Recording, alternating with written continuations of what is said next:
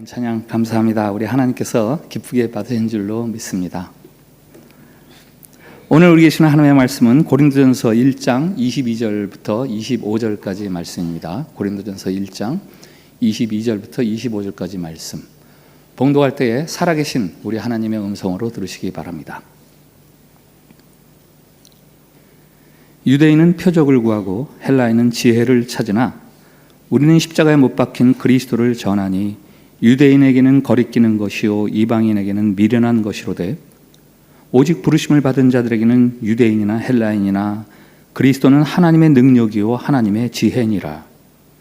하나님의 어리석음이 사람보다 지혜롭고 하나님의 약하심이 사람보다 강하니라. 아멘. 샬롬. 샬롬. 예, 환한 얼굴 하시고 옆에 분들하고 같이 축복 인사를 나눕시다. 하나님께서 우리를 사랑하십니다.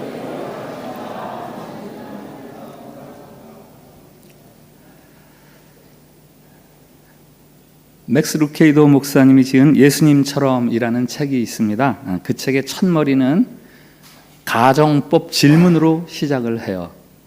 이런 질문이죠. 딱 하루만 예수님이 당신이라면, 딱 하루만 예수님이 당신이 된다면, 그 질문은 이런 겁니다. 24시간 동안 예수님이 나 대신에 산다고 상상해 보라는 거예요. 예수님이 내 얼굴을 하고 내가 신고 다니는 신발을 신고 내가 입는 옷을 입고 그리고 내 건강 상태, 내가 처한 상황들 또는 내가 해야 되는 스케줄들을 따라서 예수님이 생활을 하신다면 그러면 주변 사람들이 눈치를 채겠느냐 못 채겠느냐, 그 질문입니다. 그 질문을 직접 옮겨봅니다. 사람들이 당신의 변화를 눈치챌까? 당신의 가족들한테 무언가 새로운 모습이 눈에 띌까? 당신의 직장 동료들은 차이를 감지할까? 당신 주변의 불우한 사람들은 어떨까? 그리고 당신은 어떨까? 스트레스 수준 달라질까? 감정 변화는? 잠은 더 잘 자게 될까? 교통체증에 대한 반응은 어떨까? 전에 무섭던 것이 여전히 무서울까? 다음 24시간 동안 하려고 계획했던 일들을 여전히 하려고 할까? 예수님이 내 마음을 넘겨받으면 달라질 것이 있을까? 이 질문에 나나 예수님이나 크게 달라지지 않을 것 같은데, 또는 아무도 예수님으로 바뀌었다고 알아채지 못할 것 같은데, 이런 사람이라면 예수님을 아주 닮은 사람이죠. 그러나 만일 다른 사람들이 저 사람이 좀 달라졌는데 하고 눈치를 챈다면, 그럼 무엇 때문에 그 사람들이 눈치를 챌까요? 여러분과 예수님 사이에 뭐가 달라서 사람들이 눈치를 챌까요? 오늘 본문에서 세상 사람들과 예수님 사이의 차이에 대해서 말씀하십니다. 유대인들은 표적을 구합니다. 헬라인들은 지혜를 구합니다. 그러나 예수님은 그와 반대로 십자가에 못 박히셨습니다. 유대인과 헬라인, 이 두 단어는 세상의 모든 사람을 말하는 겁니다. 서기 1세기 바울이나 고린도 교회인들이 알고 있는 모든 사람들은 크게 둘로 구분합니다. 유대인, 헬라인. 유대인과 헬라인, 이 두 범주에 속하지 않는 사람은 아무도 없었어요. 그런데 이 두 부류에 수식어가 붙지요. 표적을 구하는 유대인, 지혜를 구하는 헬라인. 표적을 구하는 유대인은 무슨 뜻이죠? 예수님께서 살아계실 때 유대인들이 예수님에게 이렇게 말했어요. 우리에게 표적을 보여라. 우리가 믿겠다. 표적이란 기적이죠. 다른 사람들이 할 수 없는 큰 일을 이루어내는 능력을 말합니다. 유대인들은 메시아를 기다리고 있었어요. 모세가 홍해를 갈라서 애굽의 종살이에서 자기 민족을 구했던 것처럼 로마로부터 우리를 구원해 줄 메시아, 초능력을 지닌 구원자, 혹은 다윗처럼 이스라엘을 압박하던 이방 민족들을 다 굴복시킬 수 있는 아주 힘센 지도자, 십자가에 못 박혀 죽는 예수님은 도저히 유대인들에게 메시아일 수가 없습니다. 헬라인은 지혜를 찾는다고 했습니다. 헬라, 우린 그리스라고 부르죠. 철학, 문학, 예술이 찬란하게 꽃피던 시절, 그들은 자신들의 문화가 고상한 문화다라고 자부심을 가져서 다른 민족들을 다 야만인이라고 불렀어요. 영어의 바바리안, 이게 거기서 나온 거죠. 다른 사람들 다 버버버버거려 말이. 헬라인들에게 지혜란 고도의 훈련과 지적 교육을 통해서 얻은 철학 혹은 변증법을 이야기하는 거예요. 소크라테스, 플라톤, 아리스토텔레스, 이런 사람들은 헬라 훈련과 교육이 낳은 위대한 사람들이죠. 헬라인에게는 이성과 논리가 최고의 자리를 차지하고 있었어요. 사도행전 17장에 당시 아테네 사람들에 대한 설명이 나와 있습니다. 모든 아테네 사람과 거기에 살고 있는 외국 사람들은 무엇이나 새로운 것을 말하고 듣는 일로만 세월을 보내는 사람들이었다. 아테네 사람들, 그리고 거기서 살던 사람들까지도 그 문화가 그랬다는 거예요. 새로운 거 그러면 뭐 없나? 이 새로운 거 뭐 좀 배워야지. 그렇게 하루하루를 보냈다는 거예요. 새로운 것에 대한 지적 호기심이 굉장히 많았죠. 그래서 사도 바울이라는 사람이 나타나서 광장에서 설교를 하니까 사람들이 많이 모여들었어요. 왜 많이 모여들었는지 아세요? 야, 저기 새로운 거를 말하는 사람이 있다. 와서 한번 들어보자. 이 지적 호기심을 가지고 다 모여든 거예요. 그런데 사도 바울이 증언하는 것은 예수님의 죽으심과 부활에 대해서 이야기합니다. 그러니까 그 사람들이 사도 바울을 비웃죠. 죽은 자의 부활이라니, 이 논리와 이성으로는 도저히 받아들일 수 없는 이야기를 하니까 사도 바울을 무시하는 거죠. 표적을 구하는 유대인, 지혜를 찾는 헬라인, 이 말은 오늘날 이 시대에도 그대로 적용이 됩니다. 오늘날에도 어떤 이들은 유대인들처럼 능력과 힘을 추구하면서 살아갑니다. 또 어떤 이들은 헬라인들처럼 논리와 이적인 타당성, 그것들을 가치 판단의 척도로 삼고 살아갑니다. 아니, 요즘은 이 지혜와 능력 둘 모두를 다 절대시하면서 그렇게 살아간다고 보아야죠. 그건 교회에서도 마찬가지예요. 교회 안에서도 마찬가지예요. 한국의 한 신학교가 개교 100주년을 기념해서 자랑스러운 동문이라는 상을 만들어서 시상한 적이 있어요. 그 후보에 오른 사람들은 한결같이 초대형 교회를 목회하던 목사님들. 넉넉한 교회 재정으로 학교에 후원금을 많이 내는 분들만 다 후보에 올랐어요. 아무도 알아주지 않는 저 시골 교회에서 복음을 위해서 평생 헌신한 목사님들을 외면한 상이었습니다.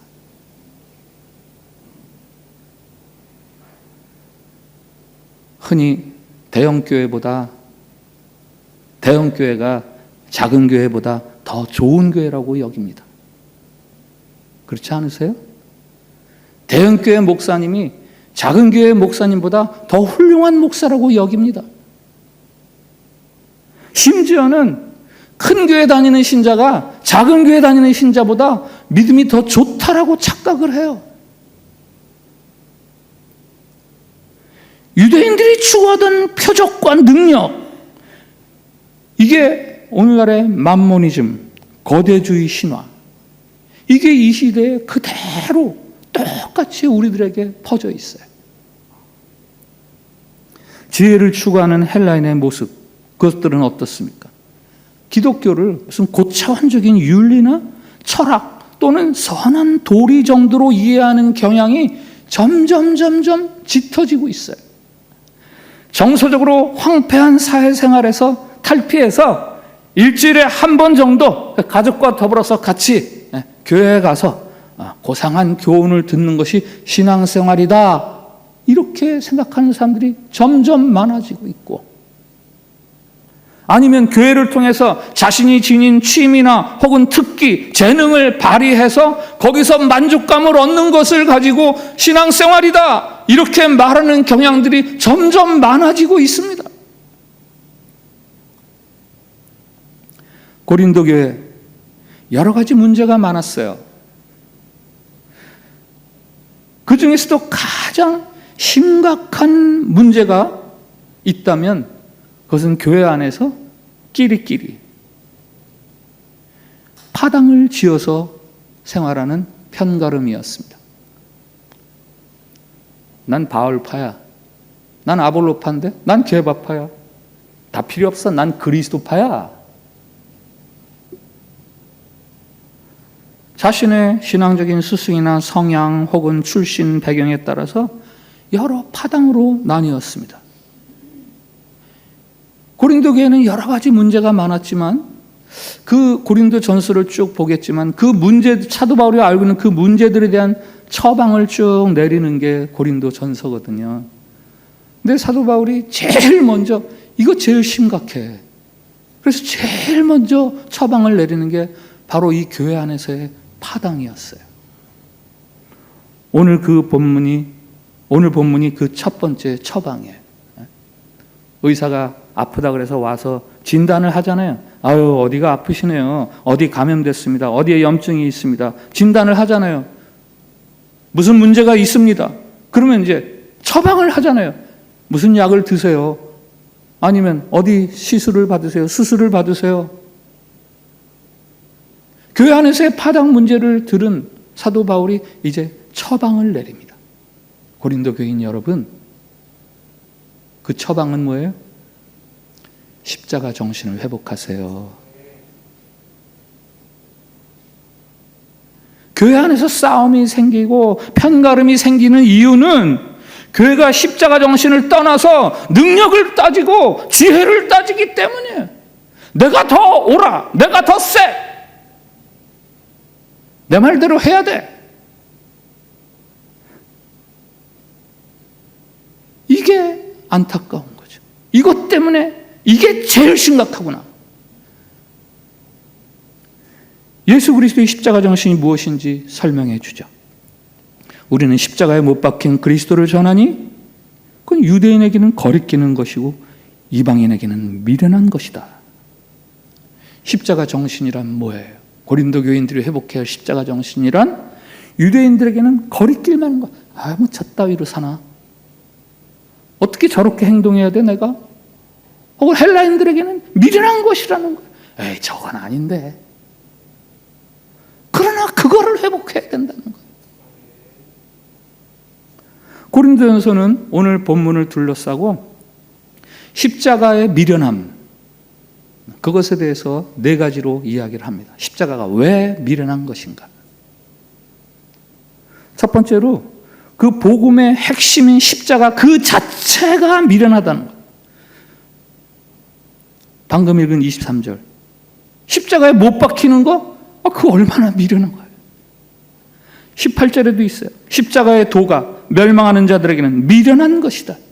예수님의 십자가 다른 사람을 살리기 위해서 내가 대신 죽는 거? 그건 미련한 거야. 그런 방법으로 세상을 구원한다는 그 방법이 너무 미련해, 세상이 볼 때는. 두 번째 미련함, 그 복음이 증거되는, 전파되는 방법, 확산되는 방법이 미련해요. 1장 21절에 보면 하나님께서 전도에 미련한 것으로 믿는 자들을 구원하시기를 기뻐하셨다. 하나님께서 이 복음이 어떻게 전해지기를 원하는가? 전도를 통해서 전해지기를 원하셨다. 이게 미련한 방법이라는 거예요. 천사 하나 동원해서 그냥 뭐 이상한 거, 신비로운 거 하나 딱 하면 사람들이 얼마나 잘 믿을 텐데. 믿는 자들이 무슨 성공 대박, 아니면 로또가 맞으면 막, 나도 하면서 사람들이 얼마나 많이 십자가 앞으로 몰려들 텐데. 그저 먼저 예수를 믿은 사람들이, 당신도 나처럼 예수는 좀 믿어. 이렇게 말하는 그것으로 복음이 전해지게 하니, 참, 미련하다, 미련해.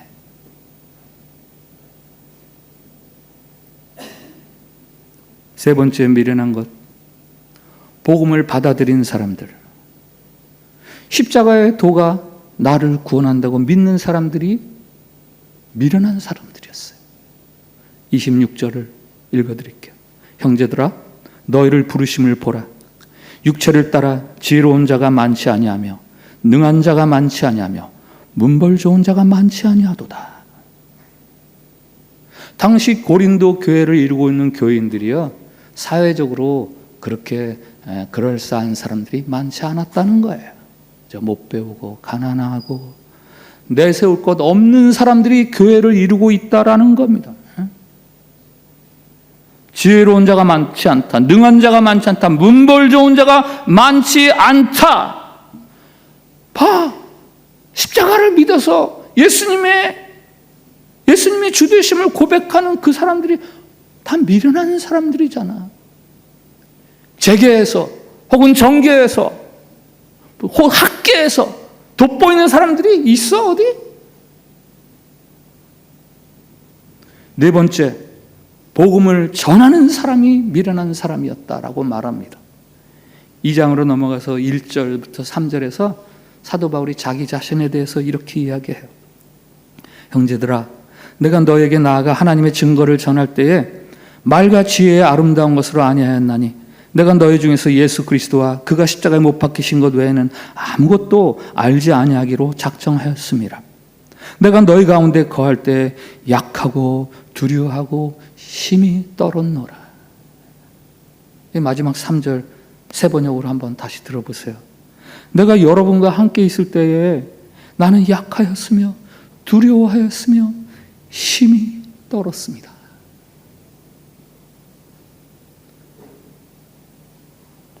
우리가 상상하는 사도 바울의 모습과는 아주 다르죠. 교인들 앞에서 힘차고 당당하게 상대방을 압도할 만한 그런 자세로 복음을 전한 게 아니라 두렵고 떨리는 마음으로, 연약한 마음으로 오직 십자가에 대해서만 내가 전했다. 십자가라는 그 십자가 자체가 담고 있는 내용, 그것이 확산되는 방법, 그것을 받아들인 사람들, 또 그것을 전하는 사람들, 그 어느 하나에서도 유대인이나 헬라인이 추구하는 능력이나 지혜를 찾을 수가 없습니다. 연약하고 누추하고 미련하게 보일 뿐이에요. 십자가의 복음을 따르는 사람들의 삶이요, 세상에서 볼 때 너무 부럽고 너무 부러워하고 너무 찬사를 보내면 자기 자신의 삶을 십자가라는 거울에 두고 찬찬히 잘 살펴볼 필요가 있어요. 만일 복음을 쫓아 사는 내 삶인데 세상 사람들이 부러워한다? 내가 정말 복음을 따라 사는 것인가? 찬찬히 자기 자신을 십자가를 앞에 두고 점검해야 될 필요가 있습니다. 왜? 십자가의 삶이란 세상이 그렇게 인정할 만한 삶이 아니기 때문이에요.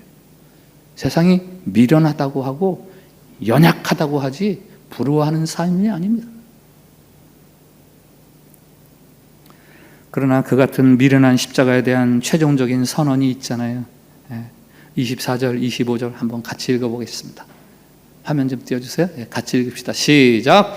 오직 부르심을 받은 자들에게는 유대인이나 헬라인이나 그리스도는 하나님의 능력이요 하나님의 지혜니라. 하나님의 어리석음이 사람보다 지혜롭고 하나님의 약하심이 사람보다 강하니라. 아멘. 뭐라 그래요? 그 미련해 보이는 십자가가 하나님의 능력이고 하나님의 지혜입니다. 하나님의 능력이 세상의 능력보다 더 큰 것이고 하나님의 지혜가 세상의 지혜보다 더 지혜로운 것 아닙니까? 라고 말하는 거예요. 연약해 보이는 십자가가 하나님의 능력이 되었습니다. 그것은 세상의 능력과 비교할 바가 아니에요.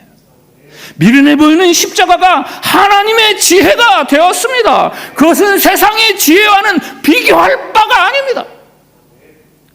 20절을 한번 들어보세요. 지혜 있는 자가 어디 있느냐? 선비가 어디 있느냐? 이 세대에 변론가가 어디 있느냐? 하나님께서 이 세상의 지혜를 미련하게 하신 것이 아니냐? 이게 조금 어려운 문맥인데요. 하나님의 지혜와 능력 앞에서 과연 누가 내가 지혜 있잖아, 내가 능력 있잖아, 과연 말할 사람이 누가 있느냐? 하나님의 지혜와 능력이 있는데 라고 이 세상과 비교할 수 없는 하나님의 지혜와 능력에 대한 찬사예요. 하나님의 능력과 지혜는 어떻게 나타났습니까? 십자가에 달린 그의 아들이 모든 사람이 깜짝 놀랄 만한 무슨 초인적인 능력을 발휘해서 그래서 하나님의 능력과 지혜가 드러났습니까? 아니에요. 그냥 그 위에서 고통당하시다가 죽으심으로 말미암아 하나님의 지혜와 능력이 나타났어요. 자기 아들을 죽이심으로 이룩하시는 하나님의 지혜와 능력입니다. 인간을 구원하시는 하나님의 지혜와 능력은 강함이 아니라 약함에 있는 거예요. 힘 있음이 아니라 힘 없음에서 나타났습니다. 그래서 오늘 이 단락의 전체를 한마디로 한 구절로 요약을 하면 힘 없는 것의 힘, 힘 없는 것의 힘, the power of powerlessness. 발음이 전달됐는지 모르겠어요. powerlessness, 예, power.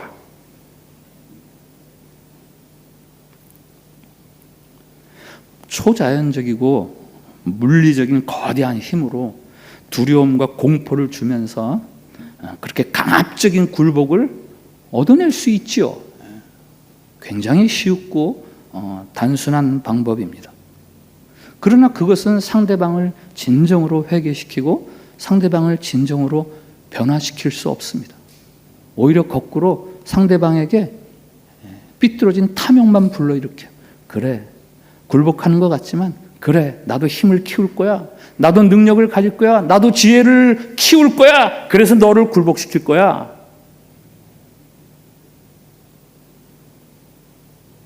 인간을 변화시키고 구원할 수 있는 것은 자기 희생적인 사랑뿐이에요. 십자가를 통해 드러난 하나님의 이 능력과 지혜는 실패처럼 보이는 고통과 사랑으로 구원을 이루셨고 수치를 영광으로, 절망을 희망으로 그렇게 바꾸어 놓으셨습니다. 교회, 세상의 희망. 교회가 세상을 향해 말하는 구호입니다. 맞습니다. 교회는 세상의 희망입니다. 그 교회는 어떻게 세상의 희망이 될 수 있습니까? 교회가 세상을 향해서 자랑할 수 있는 것은 과연 무엇입니까? 그것은 오직 십자가 정신 그것뿐이에요. 자기를 희생하고 자기를 비우는 사랑. 하나님이 사도 바울을 통해서 서로 다투고 분쟁하는 고린도 교인들에게 바로 그것을 가르치고 계신 거예요. 뭐 너 잘났다고 그러냐? 너가 잘날 수 있어. 그것으로 다른 사람을 섬겨야지. 왜 너를 고집해? 네가 오를 수 있어. 옳다고 다가 아니야. 옳은 것으로 다른 사람을 어떻게 섬길지를 고민해야지. 왜 너를 주장해? 고린도 교회의 사랑과 희생이 섬김이 필요한 것처럼 이 시대의 교회 안에도 그것이 필요합니다. 서기 1세기 고린도에 사랑과 희생이 필요했다면 21세기 자카르타에도 필요한 것은 사랑과 희생이에요. 예수 그리스도를 믿는 사람들의 지혜와 능력이란 바로 거기서 나타나야 되는 거예요. 하나님의 능력과 지혜는 세상의 것과 다릅니다. 하나님은 죄인을 위해서 자기 자신을 희생하심으로 그의 능력과 지혜를 나타내셨습니다. 자기를 배반하는 백성을 구원하시기 위해서 하나님이 자기를 한없이 낮추시고 그 고통의 현장에 함께 하심으로 하나님의 구원의 지혜와 능력을 발휘하셨어요. 제가 아는 어떤 전도사는 신학 공부를 하는 동안 자신의 책상 머리에 종이를 한 장 이렇게 붙여놨습니다. 책상에 앉을 때마다 그 종이에 쓴 내용이 눈에 띄도록 하기 위해서죠. 빨간 사인펜으로 No right for me. 나에겐 아무런 권리가 없다.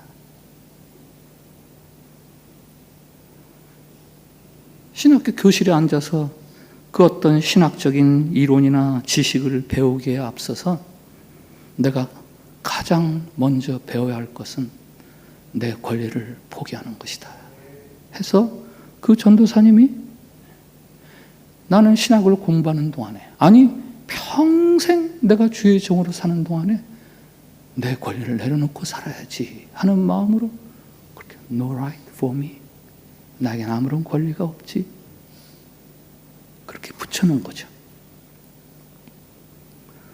오늘 설교의 제목이 교회의 능력과 지혜입니다. 하나님의 능력과 지혜는 십자가입니다. 여러분, 그렇다면 교회의 능력과 지혜는 무엇이어야 해요? 하나님의 능력과 지혜는 십자가예요.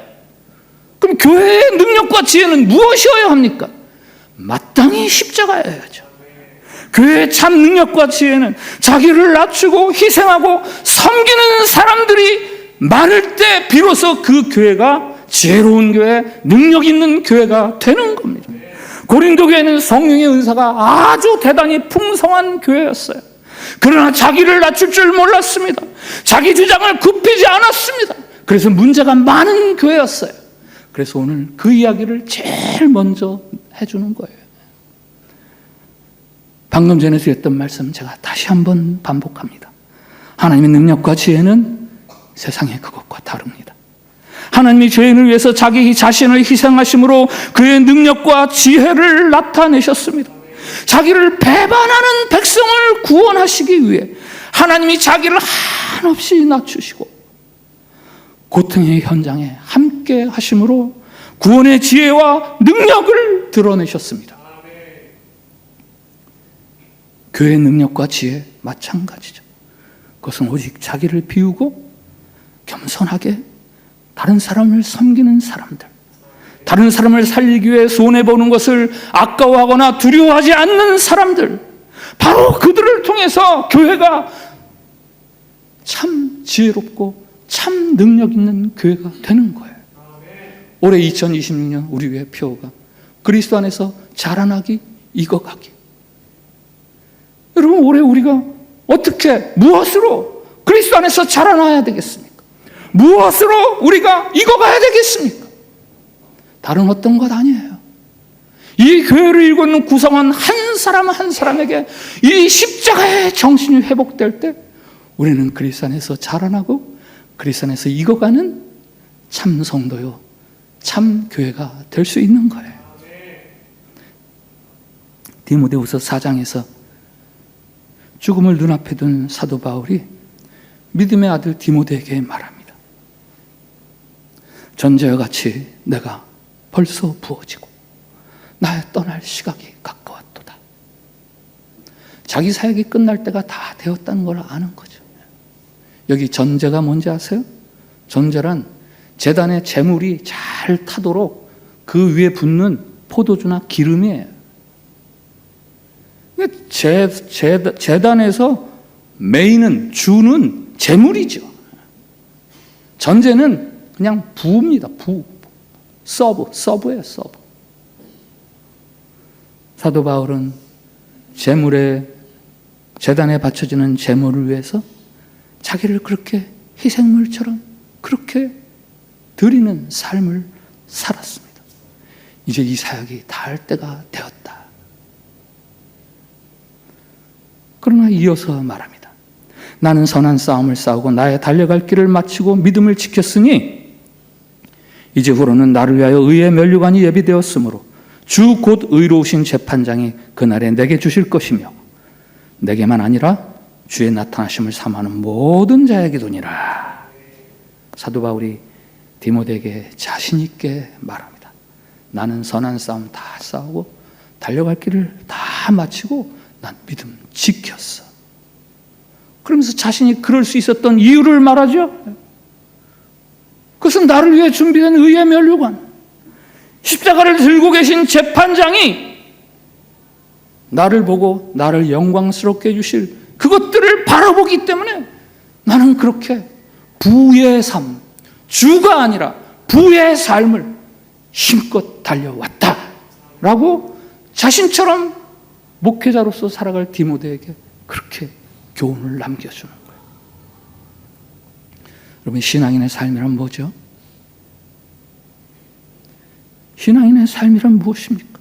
그것은 단적으로 하나님과의 관계를 맺어가면서 살아가는 거예요. 하나님과의 관계 속에서 살아가는 겁니다. 그것은 매일매일의 경주고 매일매일 치러야 하는 선한 싸움이에요. 그 경주와 싸움을 방해하는 시련이 있습니다. 그렇게 살아가면 손해를 겪어야 되고 통증을 느껴야 되고 피 흘림이 있어야 됩니다. 그것뿐이 아니에요.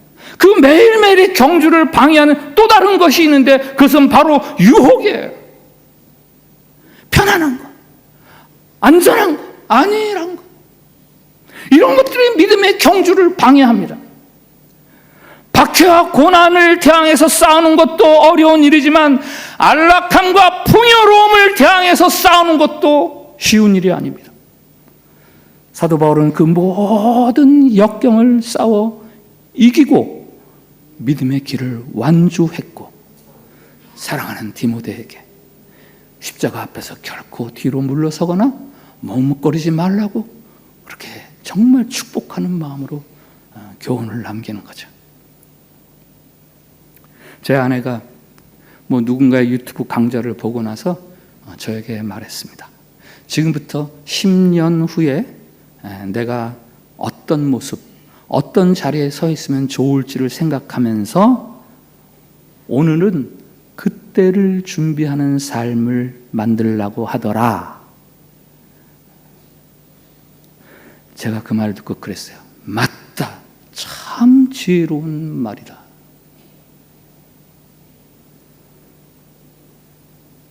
(10년) 후에 내가 뭐가 됐으면 좋겠다 하면 오늘 그것을 바라보면서 살아야죠. 10년 후에 내가 어떻게 되면 좋겠다. 오늘 그것을 위해서 살아야죠. 그러나 여러분, 사실은 10년 후가 아니죠. 죽음 이후에 영원을 맞닿은 순간에 우리가 살아온 날들을 다 통째로 하나도 빠짐없이 다 끌어안고 그 영원의 순간 앞에 섰을 때 내가 어떤 모습으로 설지를 생각하면서 오늘을 살아야죠. 그게 지혜예요. 앞에서 드린 말씀 3번째 반복하겠습니다. 화면을 한번 띄워주세요. 같이 읽읍시다. 같이 읽겠습니다. 시작. 하나님의 능력과 지혜는 세상의 것과 다릅니다. 하나님은 죄인을 위해 자기 자신을 희생하심으로 그의 능력과 지혜를 나타내셨습니다. 자기를 배반하는 백성을 구원하기 위해 하나님이 자기를 한없이 낮추시고 고통의 현장에 함께 하심으로 구원의 지혜와 능력을 발휘하셨습니다. 아멘. 세족식 아시죠? 스승이신 예수님께서 제자들 앞에 엎드려서 제자들의 발을 씻어주시면서 말씀하시잖아요. 내가 너에게 행한 것 같이 너희도 서로 행하게 하려 하느니라. 이 말씀은 다 잘 아실 거예요. 그러나 그 다음 말씀이 있어요. 너희가 이것을 알고 행하면 복이 있으리라.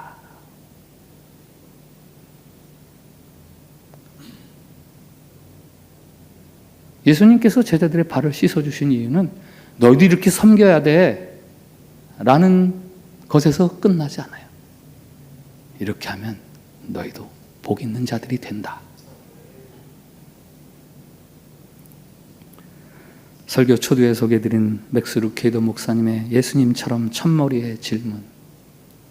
만일 예수님이 여러분을 대신해서 살았을 때 다른 사람들이 그 차이를 눈치챌까요?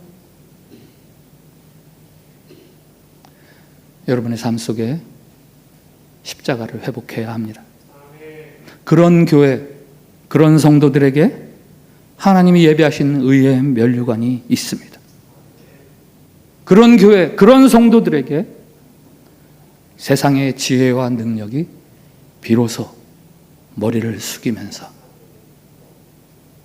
당신들이 참 지혜자요, 참 능력자입니다 라고 찬사를 보냅니다. 주님 믿는다 하면서도 여전히 표적과 지혜를 추구하는 부족한 우리들. 그러나 남으라거나 포기하지 않으시는 주님의 그 끈질긴 사랑 감사합니다. 책망 들어야 할 우리에게 오히려 십자가를 지신 주님을 통해서 격려해 주시니 감사합니다. 표적과 지혜를 요구하는 이 세상 앞에서 우리가 보일 수 있는 것은 오직 십자가뿐임을 알게 해 주시옵소서. 온 세상이 십자가 앞에 굴복할 것임을 우리로 명심하게 해 주시고 사랑과 자기 희생의 삶으로 진정한 하나님의 능력과 지혜를 드러낼 수 있게 해 주시옵소서.